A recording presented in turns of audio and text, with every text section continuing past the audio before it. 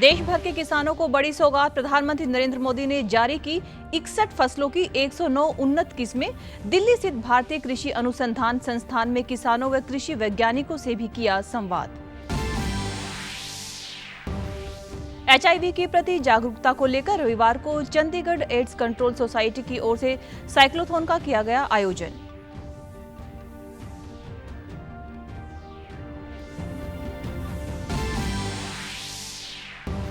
और रंगारंग कार्यक्रमों के साथ हुआ पेरिस ओलंपिक का समापन। मनु भाकर और PR श्रीजेश ने थामा तिरंगा। स्टेड डी फ्रांस स्टेडियम में थिरके सितारे।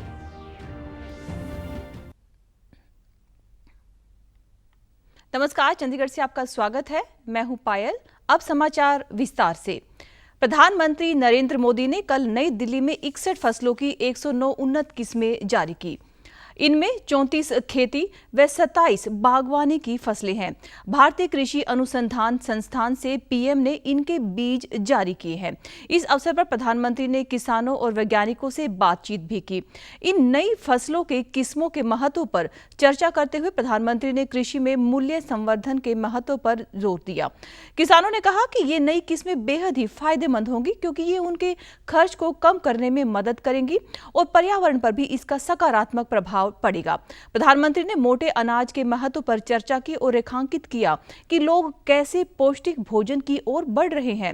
उन्होंने प्राकृतिक खेती के फायदे और जैविक खेती के प्रति आम लोगों के बढ़ते हुए विश्वास के बारे में भी बात की। PM ने इस बात का भी उल्लेख किया कि कैसे जैविक खाद्य पदार्थों का उपभोग और मांग बढ़ रहा है।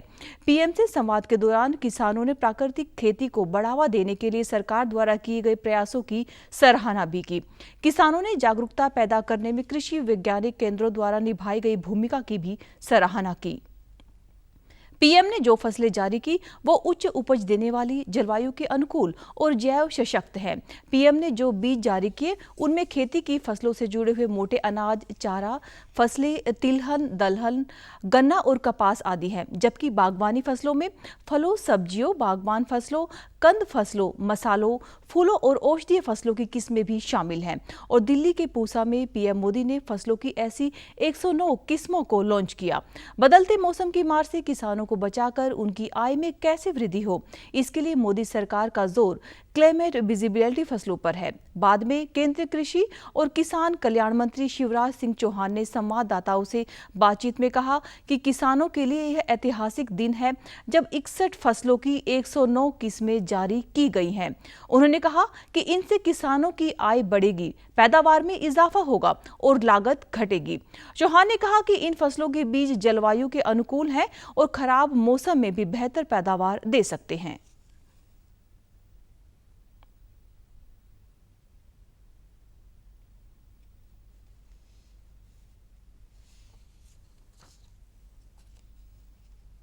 और समृद्ध किसान, ये उनका संकल्प है और इसको पूरा करने के लिए वे प्रतिबद्ध है।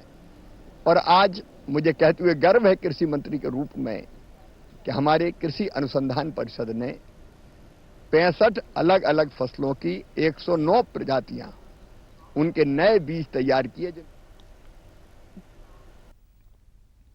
HIV के प्रति जागरूकता को लेकर रविवार को चंडीगढ़ एड्स कंट्रोल सोसाइटी की ओर से साइक्लोथॉन का आयोजन किया गया, जिसकी थीम थी भारत HIV, एड्स और STI से लड़ता है। 2 महीने के इस जागरूकता अभियान के तहत इसकी शुरुआत हुई है। साइकिल रैली को स्वास्थ्य सचिव अजय चगती ने हरी झंडी दिखाकर रवाना किया। इस मौके पर स्वास्थ्य निदेशक डॉक्टर सुमन सिंह ने भी रैली को हरी झंडी दिखाई। लोगों को यहां साइकिल चलाने को अपनी दिनचर्या में शामिल करके स्वस्थ जीवन शैली अपनाने के बारे में भी बताया गया। स्वास्थ्य सचिव ने शहर में HIV के प्रसार को नियंत्रित करने और HIV संक्रमण के तरीकों और इसकी रोकथाम के बारे में लोगों में जागरूकता पैदा करने के लिए सोसाइटी द्वारा किए गए प्रयासों की सराहना की। शहर के 300 से ज्यादा साइकिल सवारों ने इस रैली में हिस्सा लिया, जिसमें महिलाएं, बच्चे और कॉलेज के छात्र शामिल थे। इसके अतिरिक्त सुखना झील पर एक मोबाइल HIV परीक्षा वैन तैनात की गई, जहां प्रतिभागियों को स्वैच्छिक मुफ्त HIV परीक्षण करवाने के लिए प्रेरित किया गया। खेलों के महाकुंभ पेरिस ओलंपिक 2024 का समापन हो गया है। भारतीय समय अनुसार रविवार के दिन देर रात 12:30 पर आयोजित पेरिस ओलंपिक के इस मौके पर फ्रांस के राष्ट्रपति इमैनुएल मैक्रों सहित अन्य गणमान्य व्यक्ति भी मौजूद रहे। समापन समारोह के परेड ऑफ नेशन में भारत की ओर से इस ओलंपिक में 2 कांस्य पदक जीतने वाले निशानेबाज मनु भाकर और कांस्य पदक जीतने वाली हॉकी टीम के गोलकीपर PR श्रीजेश समारोह में देश के ध्वजवाहक के रूप में शामिल हुए। मनु ने इस साल पेरिस में इतिहास रचा था और एक ओलंपिक में 2 पदक जीतने वाली पहली भारतीय एथलीट भी बनी थी। वहीं श्रीजेश टोक्यो के बाद पेरिस में कांस्य पदक जीतने वाली टीम का हिस्सा थे। प्रधानमंत्री नरेंद्र मोदी ने कहा है कि पेरिस ओलंपिक में सभी खिलाड़ियों ने अपना सर्वश्रेष्ठ प्रदर्शन किया है। हर भारतीय को उन पर गर्व है।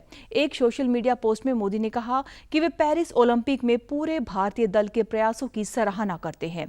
प्रधानमंत्री ने खेल नायकों को उनके आगामी प्रयासों के लिए शुभकामनाएं भी दी। पेरिस ओलंपिक में 16 खेलों में कुल 117 भारतीय खिलाड़ियों ने भाग लिया था। भारत 1 रजत व 5 कांस्य पदक सहित कुल 6 पदकों के साथ तालिका में 71वें स्थान पर रहा। वहीं राष्ट्रपति इमैनुएल मैक्रों की मौजूदगी में पेरिस की मेयर 2028 के मेजबान अमेरिकी शहर लॉस एंजेलिस के मेयर को ओलंपिक ध्वज सौंपा। इसके साथ ही 4 वर्षों में होने वाले लॉस एंजेलिस ओलंपिक की उल्टी गिनती अब शुरू हो गई है। भारत 6 पदक जीतकर 71वें स्थान पर रहा है। हरियाणा के मुख्यमंत्री नायब सैनी ने कल पलवल के महाराणा प्रताप भवन के प्रांगण में महारानी पद्मावती गर्ल्स कॉलेज का शिलान्यास किया। इस दौरान सीएम ने कॉलेज निर्माण के लिए 31 लाख रुपए देने की घोषणा की। वहीं केंद्रीय मंत्री कृष्ण पाल गुर्जर ने 21 लाख और खेल मंत्री संजय सिंह ने भी 21 लाख रुपए देने की घोषणा की। इस मौके पर मुख्यमंत्री ने कहा कि करीब 5 एकड़ में बनने वाला यह कॉलेज छात्राओं के लिए वरदान साबित होगा। ग्रामीण क्षेत्र की लड़कियां भी आधुनिक शिक्षा प्राप्त करके ऊंचाइयों को छू सकेंगी। यह कॉलेज ज्ञान का मंदिर बनेगा, जहां हमारे बच्चे अच्छी शिक्षा हासिल कर सकेंगे। इस कॉलेज के अंदर देश की ऐसी पीढ़ी का निर्माण होगा जो देश के विकास में अहम भूमिका अदा करेंगे। उन्होंने कहा कि सरकार द्वारा जनहित में निर्णय लिए जा रहे हैं। महापुरुषों की जयंती राज्य स्तर पर मनाई जा रही है ताकि आने वाली युवा पीढ़ियों को महापुरुषों के इतिहास के बारे में जानकारी प्राप्त हो सके। निर्णय किए हैं कि जिससे जनता के बीच में ये इतिहास, ये अमर है, ये जाता रहे और हमारे आने वाली पीढ़ियों को उस इतिहास के बारे में भाइयों मालूम हो और उसके बारे में पता चले। वो इस इतिहास को, चाहे महाराणा प्रताप की जयंती हो, सरकार ने उसको राज्य स्तर के ऊपर मनाने का अगर कहीं अवसर मिला है तो वो हमारी सरकार के अंदर उन महापुरुषों के दिवसों को मनाने का अवसर भी ये हमारी सरकार के अंदर मिला। ज्ञान का मंदिर हमारे उन बच्चों के लिए है जो यहाँ पर अच्छी शिक्षा ग्रहण करेंगे।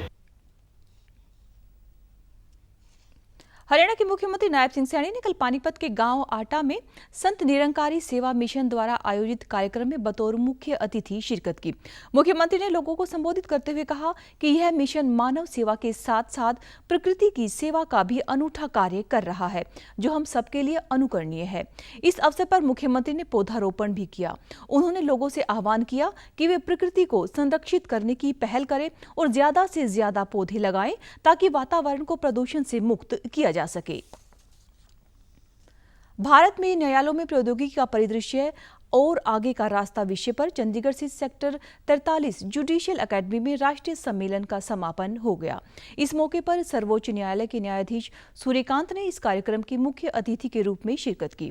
न्यायमूर्ति सूर्यकांत ने न्यायिक प्रणाली के आधुनिकीकरण में प्रौद्योगिकी की महत्वपूर्ण भूमिका को रेखांकित किया। उन्होंने कहा कि प्रौद्योगिकी के एकीकरण ने डिजिटलीकरण और न्यायिक प्रक्रियाओं के बीच एक आवश्यक इंटरफेस प्रदान किया है। न्यायमूर्ति सूर्यकांत ने ग्रामीण व शहरी क्षेत्रों के बीच की खाई को पाटने में प्रौद्योगिकी के महत्व पर प्रकाश भी डाला। न्याय प्रणाली में इस प्रकार से उसका प्रयोग करना चाहते हैं कि आम आदमी को न्याय देने की जो हमारी कटिबद्धता है वो संपूर्ण हो और हम कम खर्च में और जल्दी न्याय लोगों को प्रदान कर सकें। उसमें टेक्नोलॉजी का एक बड़ी अहम भूमिका है। उसमें केस फाइल करने से लेकर नोटिस भेजने तक, फैसला लिखने में, फैसले का आम आदमी की भाषा में रूपांतर करना, ये सब इसमें शामिल है।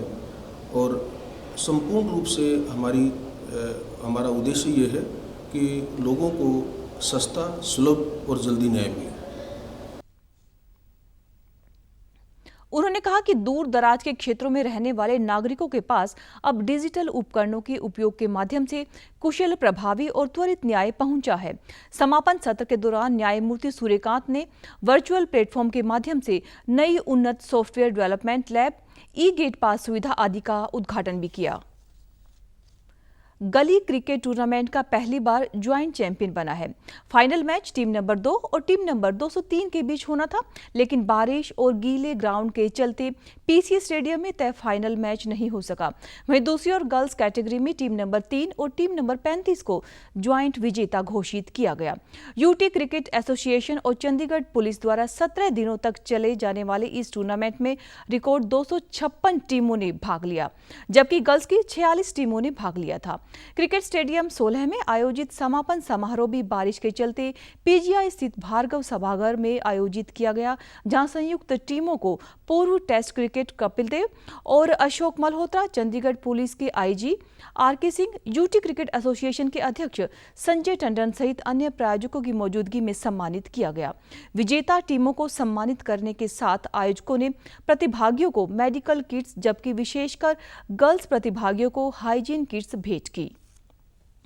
अपने संबोधन में यूटीए अध्यक्ष संजय टंडन ने सभी खिलाड़ियों को ब्रांड एम्बेसडर की संज्ञा दी और आह्वान किया कि वे अपने साथ 10 और युवाओं को जोड़कर नशे से दूर रखकर आगामी तीसरे गली क्रिकेट टूर्नामेंट में भाग लेने के लिए प्रेरित करें।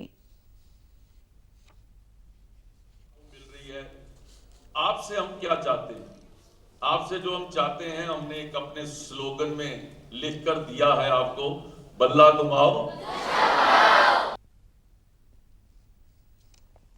अपने संबोधन में कपिल देव ने इस बात पर बल दिया कि खेल का नशा करें, लेकिन अपनी पढ़ाई का जरूर संतुलन बनाकर रखें। प्रेशर है, किस चीज का प्रेशर है? खेलने का तो मजा है, खेलने का प्रेशर नहीं हो सकता। और जिसको खेलने का प्रेशर है वो मत खेले।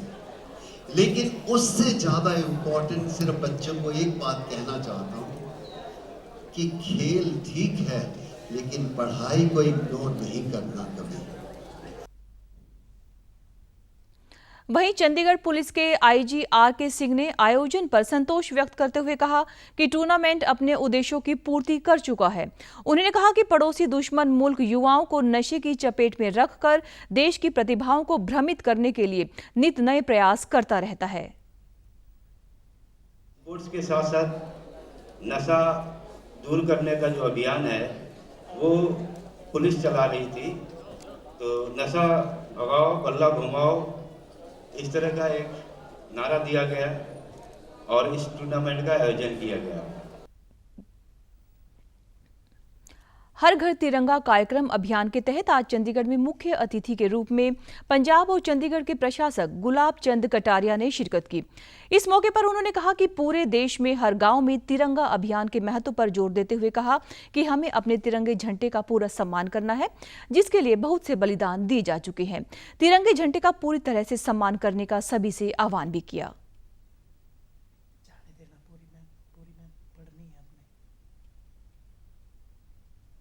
आजादी प्राप्त कैसे हुई थी, आजादी के लिए किस प्रकार की कुर्बानी करनी पड़ी थी, उस तिरंगे को आज कम से कम हम उस तिरंगे का मान और सम्मान यही कर सकते हैं कि हम अपने जीवन का सब कुछ दांव पे लगाकर पूरी मेहनत और ईमानदारी से काम करके हमारा लक्ष्य।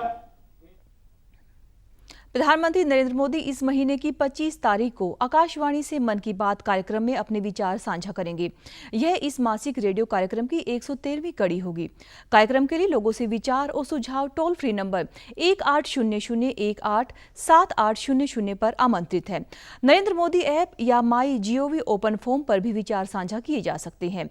विचार और सुझाव इस महीने की 23 तारीख तक स्वीकार किए जाएंगे।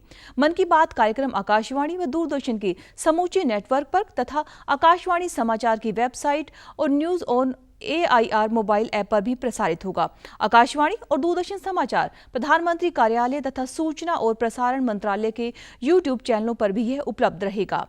आकाशवाणी से हिंदी प्रसारण के तुरंत बाद क्षेत्रीय भाषाओं में भी मन की बात कार्यक्रम का प्रसारण होगा। और आप हमारे समाचार YouTube channel DD news Chandigarh, Facebook DD news Chandigarh और social media X DD news CHD पर भी देख सकते हैं।